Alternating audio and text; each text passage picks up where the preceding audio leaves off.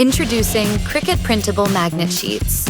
Creating magnets for photos, signs, and save the dates has never been easier. Start by identifying the printable side of your magnet sheet. It's the white side. The back side is the black magnetic side. Before getting started on Design Space, check your printer's instructions or do a quick test print to make sure you know which side of the sheet it will print on. After prepping your printer with magnet sheets, open Cricut Design Space and customize your design. Once your design is ready, click Make. For this project, you do not want to mirror the design. Next, select your printer in Design Space and print your design using an inkjet printer.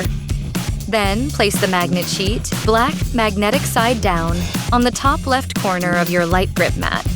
Continuing in Design Space, you will select Browse All Materials and choose Printable Magnet Sheets as the material you will be cutting.